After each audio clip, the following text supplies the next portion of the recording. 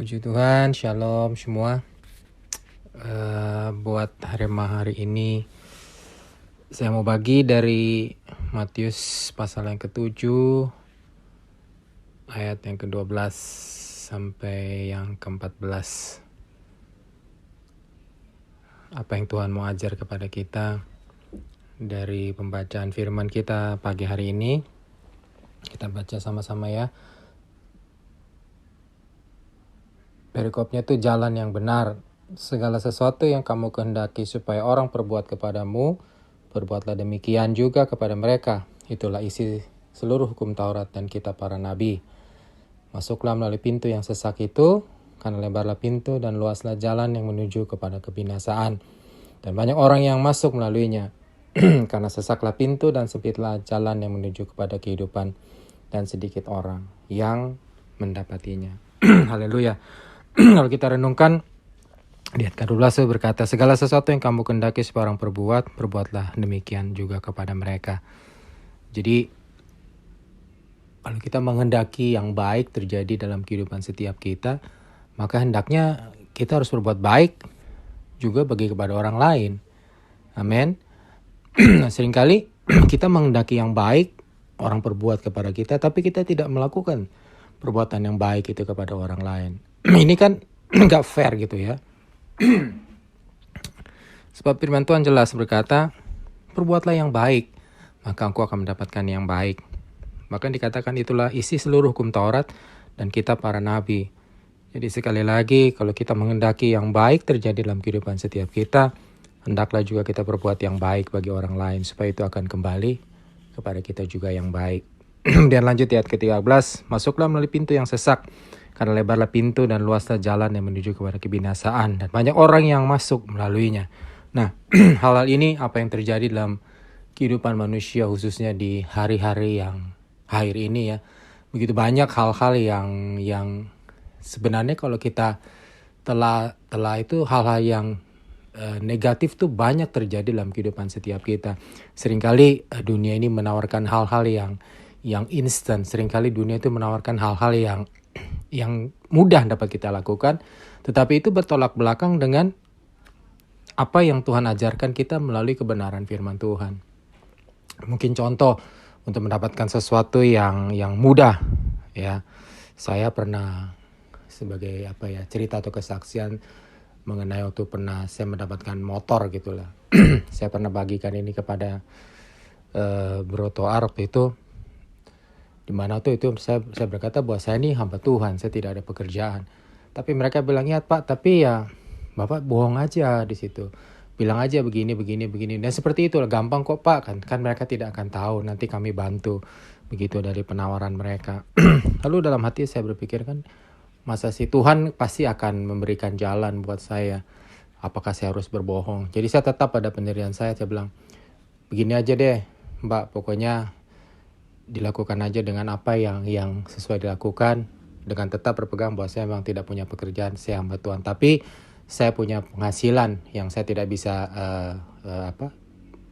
buktikan, tapi saya punya untuk saya bisa melunasi motor saya kalau saya mengambil kredit. Dan akhirnya setelah mereka proses, puji Tuhan gitu, saya bisa mendapatkan motor ini. Dan yang saya mau ajarkan ya, sudah bisa bayangkan kalau saya membiarkan gitu seperti apa yang disarankan oleh sales itu. Berarti selama sekian tahun, selama 2 tahun itu saya harus berbohong untuk mengikuti supaya saya mendapatkan kemudahan dalam mengambil cicilan motor ini. Nah, seperti itulah yang dikatakan di firman Tuhan di ayat ke-13 ini. Masuklah melalui pintu yang sesak itu, karena lebarlah pintu dan luasnya jalan yang menuju kepada kebinasaan. Ya kan? Kita harus masuk dalam pintu yang sesak itu. Kita harus tetap berpegang teguh pada kebenaran Tuhan. Surga itu bukan sesuatu yang mudah. Surga itu harus kita bayar mahal, saudara. Untuk kita malah dikatakan masuklah melalui pintu yang sesak itu. Karena lebarlah pintu dan luaslah jalan yang menuju kepada kebinasaan. Akan banyak kemudahan-kemudahan dalam dunia ini.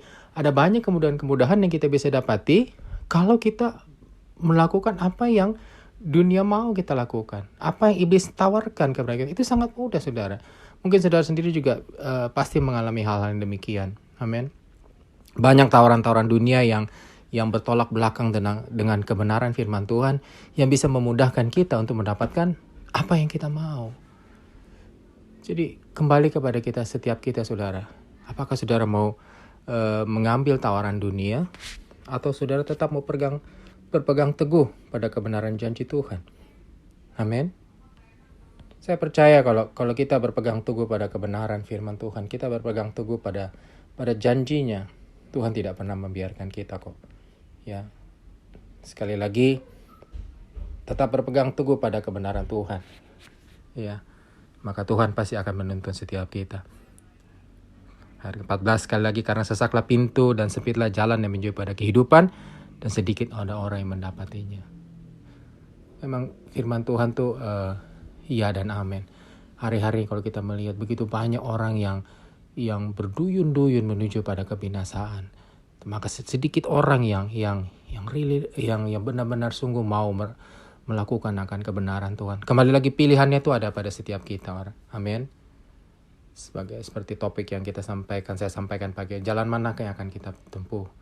Sekali lagi, semuanya kembali kepada kita. Jalan mana yang kita tempuh? Apakah jalan pintas yang menuju pada kebinasaan, atau jalan yang memang benar-benar harus kita lakukan itu supaya kita menuju pada kehidupan? Surga itu bukan sesuatu yang murah, saudara. Surga itu bukan sesuatu yang gampang. Ya, butuh pengorbanan kita, butuh ketekunan kita. Ya, butuh ketaatan kita untuk berjalan bersama-sama dengan Roh Kudus supaya kita sampai kepada akhir, sampai kepada janji Tuhan, penggenapan firman Tuhan, yaitu surga bagi setiap kita. Amin. Puji Tuhan.